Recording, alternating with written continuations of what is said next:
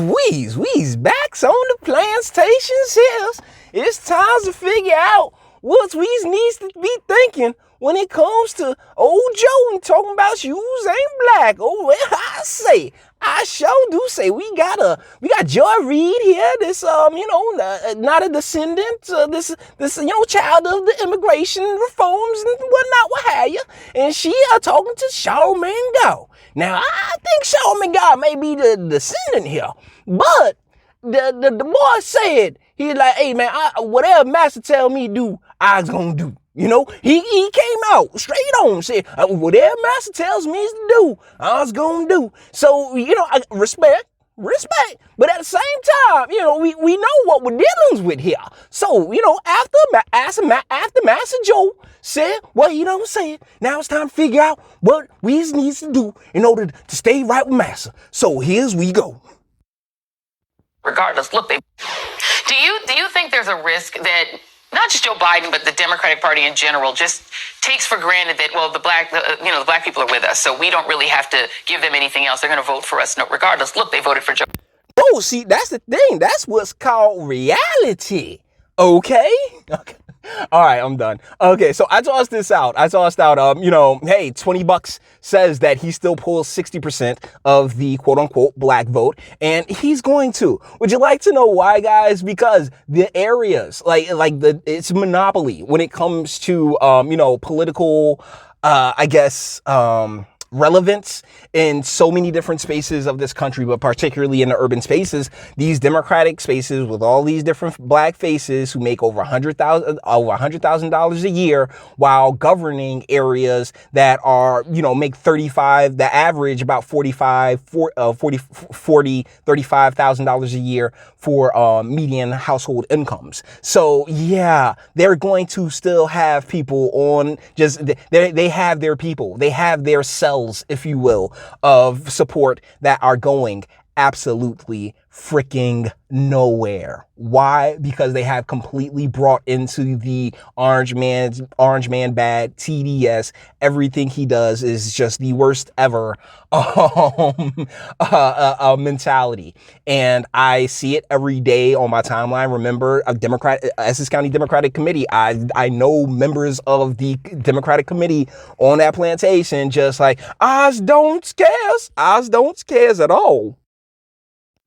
Biden in overwhelming numbers, 6 in 10 black voters, particularly in southern states, they all voted for Joe Biden. We don't need to offer anything more. Do you worry that is the attitude that Democrats are taking toward the black community? I mean, I know that's the attitude, I mean, that's why I don't even care about the words and the lip service, and the apology is cool, but the best apology is actually a black agenda. They got to make some real policy commitments to black people. We got to stop acting like. So here's the thing, guy, talk to your mayor. I think he lives in New York. It's de Blasio. De Blasio has a black wife. So yeah, talk to your mayor. If you are within earshot of this video, it's about your council reps. Because you can't sit there and scream at the federal government when you have all these different quote unquote representatives. Because they keep calling them leaders. And that's very irritating to me. Oh man, our leaders, who leading who here? No, they're supposed to represent us. They are supposed to take our best interest as their constituents. It's supposed to be front, at the forefront when I have you. Now, there is so much spin, and you have so many soft-brained people, particularly in urban America, because of the, lackluster, to be kind about it, educational system that, I don't mean to be rude, but dumb, really dumb, very gullible, very naive, and unwilling to get into the nuance of many situations. See, that's one of the biggest flaws of the matriarchal positioning that urban America has taken, because it's all filled with females or feminine-minded men who, oh my goodness, it's very emotional. They cannot handle dissenting opinions. And what they do is they retaliate out of spite. They are very childish, very petty, and all that trickles and matriculates throughout these governments. So when if you've ever dealt with government operations in an urban community, you agree 110%. So when you sit and you want to sit here and trip about presidents, you want to sit here and trip about stuff that's taking place at a national level, there are always at least two. You got your state, and then you have your county or local, or and sometimes three different governmental arms that are over you at all times, guys. The fact that blacks are overrepresented in America when it comes to welfare, poverty, unemployment, homelessness, drug addiction, crime, coronavirus, like that's no accident. Like the whole... No, it's just media bullshit. I mean, the media will sit there, slap the, so, oh my goodness, well, this affects black people even more. And you'll have all these extra emotional, feminine ass dudes, like, oh, and females, like, oh my goodness, how dare, we're dying out here. Oh. And it's like, dude, like, but that's the thing, disproportionate don't mean that it's not affecting the others. And one of the greatest things about this nation is that the others is supposed to be our fellow Americans. We're supposed to be looking at, it hurts me as much as, Mary Jo having an opioid or heroin overdose as it does, Mike Mittens from 15th having a heroin overdose. Like, this has been something that has, particularly when it comes to the drug war, has been perpetrated on all of us. Yet disproportionately, you know what? You want to play that numbers game, that tit for tat shit, knock yourself out. Over here, though, it's like, what's the point when in reality the system don't give a shit what your color is? It really more cares about, hey, if you can grease the wheels to get me to placate, cool, but outside of that, nah. But Charlemagne, that's not, like I said, their purpose is to be off target. Make absolutely no mistake about it. That's what I'm here for. That's what makes me useful. Of systemic racism is the marginalized black people. And as the great Dr. Claude Anderson says in the book Powernomics, white society has an out of sight, out of mind attitude about racism, and they don't like to have any discussions of substance about systemic racism. Because they don't have to at this point.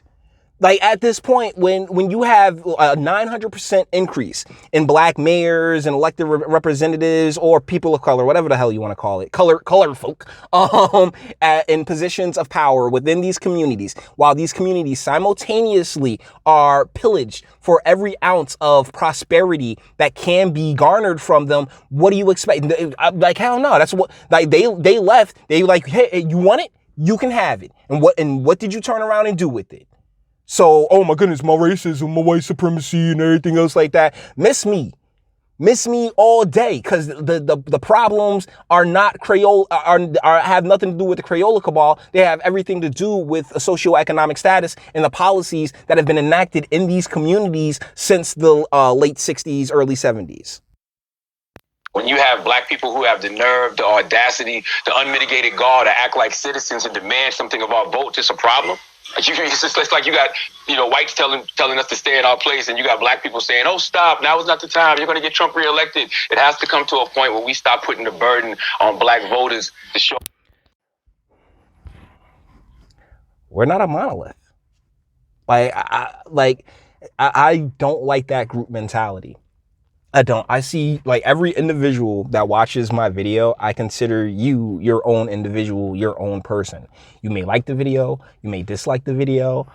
You may go into if you dislike the video, I actually prefer you come into the comments and tell me what's going on, because I actually prefer and like to hear opposing viewpoints that aren't my own, that may give me a different perspective. Interestingly enough, I ended up having a conversation with someone who likes mukbang videos. I never got it, but the person was like, well, it kind of it's so disgusting, it makes me not want to eat, and so thusly I kind of feel full, and it makes me not want to eat that much. And I was like, oh shit, wait a second, that's great. And I love when that type of stuff happens, particularly in my comment section, because I do look forward to seeing how other people see things. But in urban America and Black America, that's been pretty much squashed out throughout the culture, right? I mean, oh my goodness, look at the any of the videos that I've done when it comes to what was that, Candace Owens versus T.I., and T.I. just cursed a little bit,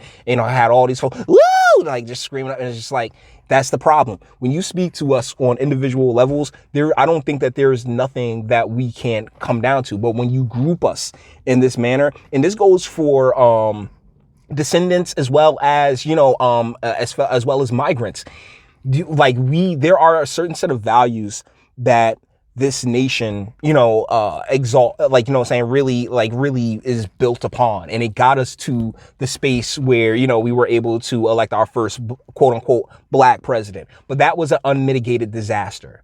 And so, and I've been seeing that meme that D.L. Hughley did. Well, he didn't want to hang, like Trump didn't want to hang Obama's picture, but he didn't want to hang Obama's picture because Obama was kind of a dick towards him. like, bruh, like you shat on me like during your presidency and after your presidency, and then you spied on me.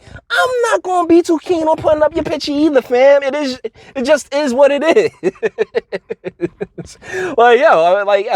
It just is what it is. But either ways, so let's see, is there anything left to say?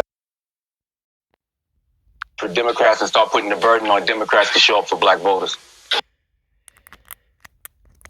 Yeah, so that's about it. Like, oh man, they have to show up for us when I would have you. Well, go talk to your mayors, go talk to your assembly reps.